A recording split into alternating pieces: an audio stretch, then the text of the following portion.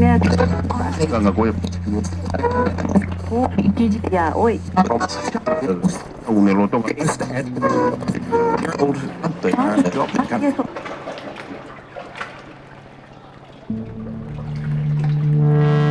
Ganga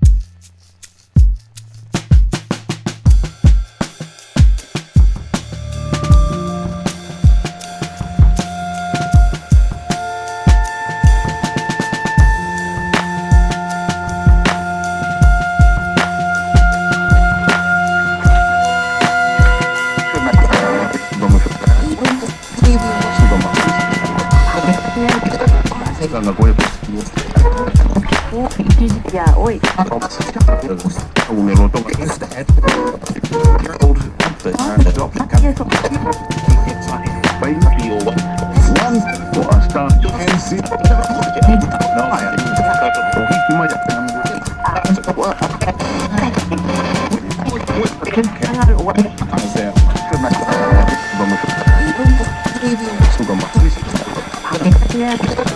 Ganga Goya. Ya, hoy. Un eloto.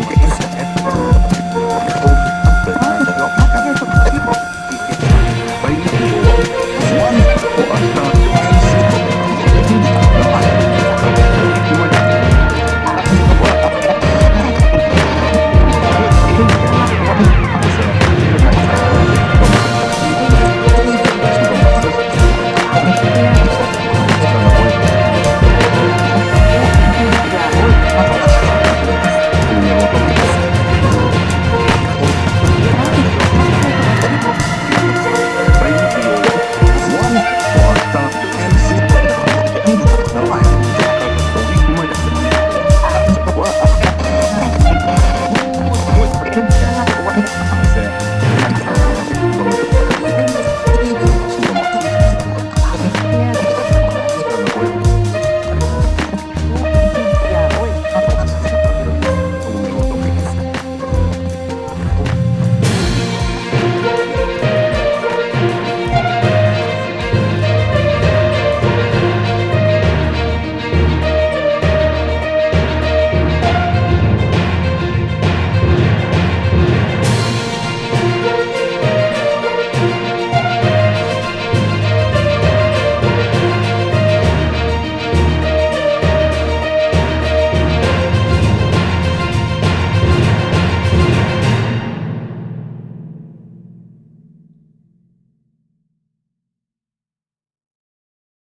కేసులో కీలక విషయాలు వెలుగులోకి వస్తున్నాయి. ఇతర రాష్ట్రాల నుంచి హైదరాబాద్ కు వచ్చి శిక్షణ తీసుకోవడమే కాకుండా యువతను టెర్రరిజం వైపు లాక్కెళ్లే ప్రయత్నాలు చేస్తున్నట్లు తెలుస్తుంది. ఇక దీనిపై మరింత సమాచారాన్ని మా బ్యూరో చీఫ్ కృష్ణమూర్తి అందిస్తారు. కృష్ణమూర్తి, చెప్పండి, ఇప్పటి వరకు ఎంతమందిని అదుపులోకి తీసుకున్నారు, వారి గురించి సమాచారం ఏంటి, తాజా అప్డేట్స్ ఏంటి కృష్ణమూర్తి? థ్యాంక్ యూ వెనెల. మధ్యప్రదేశ్ పోలీసులు తెలంగాణ పోలీసులు కలిసి ఇప్పటి వరకు 17 మంది ఉగ్రవాదులను అదుపులోకి తీసుకున్నారు. వీరి నుంచి భారీ ఎత్తున ఇస్లామిక్ సాహిత్యంతో పాటు అంటే ఇస్లామిక్ టెర్రరిస్ట్ సాహిత్యంతో పాటు కొంత పేలుడు సామాగ్రిని, కొన్ని దాని ఎయిర్ పిస్టల్స్, వీటికి సంబంధించి అరెస్ట్ చేశారు. కొంత సాహిత్యాన్ని కూడా, ఉగ్రవాద సాహిత్యాన్ని కూడా స్వాధీనం చేసుకుంటే మనకు తెలుస్తా ఉంది. ముఖ్యంగా చూస్తుంటే మనం గతంలో ఉగ్రవాదుల అరెస్టు జరిగిన విషయంలో కానీ ప్రస్తుతం ఉగ్రవాదుల జరిగిన ఒక్క విషయాన్ని ఖచ్చితంగా మనం పరిగణలోకి తెచ్చుకోవాల్సిన అవసరం ఉంది. గతంలో ఉగ్రవాదులు అరెస్ట్ అయినప్పుడు పాత బస్తీ కేంద్రంగా, అంటే ఓల్డ్ సిటీలోనే వీళ్ళు షెల్టర్లు తీసుకున్నారు. ఓల్డ్ సిటీలోనే ఉండేవాళ్ళు, ఓల్డ్ సిటీలోనే వీళ్ళ కార్యక్రమాలను అక్కడి నుంచి కొనసాగించేవారు అన్న విషయం అనేక సందర్భాల్లో తేటతెల్లమైంది. అయితే తాజాగా నిన్న జరిగినటువంటి దాడుల్లో ఉగ్రవాదులు కొంత తమ పంతాను మార్చుకొని శివారు ప్రాంతాలను, హైదరాబాద్ పరిసర ప్రాంత శివారు ప్రాంతాలను కొంత టార్గెట్ గా చేసుకొని తమ కార్యకలాపాలను విస్తరించుకోవాలంత స్పష్టంగా తెలుస్తా ఉన్నది. నిన్న కుత్బుల్లాపూర్ లో 16 మంది ఉగ్రవాదులను అరెస్ట్ చేసినటువంటి పోలీసులు ఇటు తాజాగా జవహర్ నగర్, మేడ్చల్ జిల్లా జవహర్ నగర్ ప్రాంతంలో నివాసం ఉంటున్నటువంటి ఒక ఉగ్రవాదిని అరెస్ట్ చేశారు. అయితే ఇక్కడ ఈ ఉగ్రవాద విషయంలో మనం ఒకటి గమనించాల్సిన ఉంది. ఉగ్రవాదుల్లో 11 మంది మధ్యప్రదేశ్ చెందిన వాళ్ళు కాగా మిగతా వాళ్ళు తెలంగాణ వాళ్ళు. అయితే వీరంతా ఎక్కడి నుంచి వచ్చారు, ఏం చేశారు అంటే దీంట్లో కొంత ఇంజనీరింగ్ స్టూడెంట్స్ వాళ్ళు ఉన్నారు, కొంత మెడికల్ సంబంధించినటువంటి వాళ్ళు కూడా ఉన్నారు.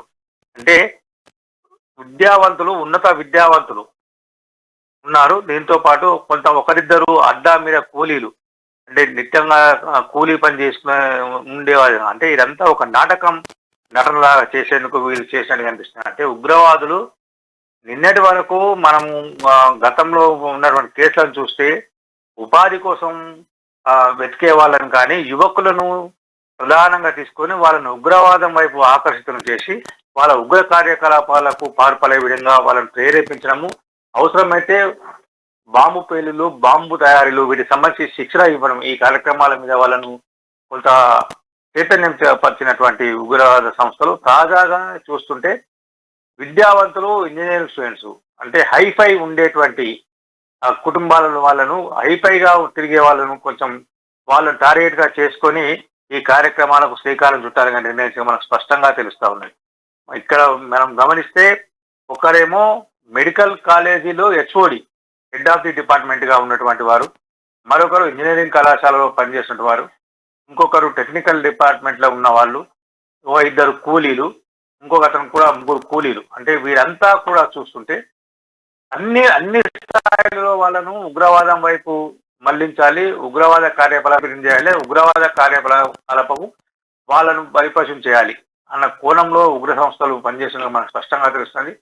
అయితే మొత్తంగా ఉగ్రవాదులు బయటకు వచ్చారు, ఉగ్రవాదులు బయటపడ్డారు, ఉగ్రవాదులు అరెస్ట్ చేశామన్న విషయంలో తెలంగాణ పోలీస్ శాఖ కూడా అప్రమత్తమైంది. అసలు వీళ్ళు ఎంతకాలం నుంచి ఇక్కడ ఉంటున్నారు అంటే తాజాగా ఈ రోజు అరెస్ట్ చేసిన సల్మాన్ గడిచిన 20 సంవత్సరాలుగా జవహర్ నగర్ లో ఉంటున్నారు, అందరితో కలిసిమెలిసి తిరుగుతూ అమాయకంగా సాధారణ జీవితాన్ని గడుపుతూ ఉన్నారు అని చెప్పేసి పోలీసులు చెప్తా ఉన్నారు. అంటే ఇలా సాధారణంగా ఉంటూ అంటే కాలనీలు, మురికివాడలు, స్లమ్స్ ఈ ఏరియాలో ఉంటున్న వాళ్ళంతా కూడా ఎంతమంది ఉన్నారు, ఎలా ఉన్నారు, అంటే వీళ్ళు ఏ రకమైనటువంటి పనులు చేస్తా ఉన్నారు, వీళ్ళ వ్యాపకం ఏంటి, వీళ్ళ ఉద్దేశం ఏంటి అనే విషయంలో కొంత పోలీసులు దృష్టి సారించారు. అరెస్ట్ అయిన వాళ్ళు విచారిస్తున్నటువంటి పోలీసులు కొంత కీలక సమాచారం రాబడి కోసం మరొక 2 రోజులు ఇంకో కొంతమందిని అరెస్ట్ చేసే అవకాశం లేదని తెలుస్తా ఉంది. ఈ దాడుల సమాచారం తెలుస్తున్నటువంటి అంటే మధ్యప్రదేశ్ పోలీసులు ఏ దాడులు చేశారు, దాడుల సమాచారం తెలుస్తున్న కొంతమంది అజ్ఞాతంలోకి వెళ్లారని తెలుసుకున్నటువంటి పోలీసులు వారి ఆచూకీ కోసం ప్రయత్నం చేస్తా ఉన్నారు. కొన్ని చోట్ల ఆకస్మిక దాడుల్లో కూడా పోలీసులు చేస్తున్నప్పటికీ అంటే తప్పించుకున్న ఉగ్రవాదులు ఇంకా దొరకట్లేదని తెలుస్తా ఉంది. మొత్తంగా మనం గమనిస్తే ఉగ్రవాదం అనేది పాత బస్తీకే పరిమితం కాదు, తెలంగాణ వ్యాప్తంగా విస్తృతం అవుతుంది. ఉగ్రవాదులకు అడ్డాగా తెలంగాణ మొత్తం మారుతుంది. నిన్నదాకా ఏదైతే పాత బస్తీ అన్నారు, హైదరాబాద్ కేంద్రంగా అన్నారు, మహానగరంలోనే ఉన్నారు అని అన్నారు. కానీ ఇక ఈ తాజా ఘటనలు, తాజా దాడులు, తాజా అరెస్టుల నేపథ్యంలో శివారు ప్రాంతాలకు విస్తరించి మెల్లిమెల్లిగా జిల్లాలకు కూడా పాకే అవకాశాలు కనిపిస్తా ఉన్నాయి. Vennela. Right Krishnamurthy, thank you.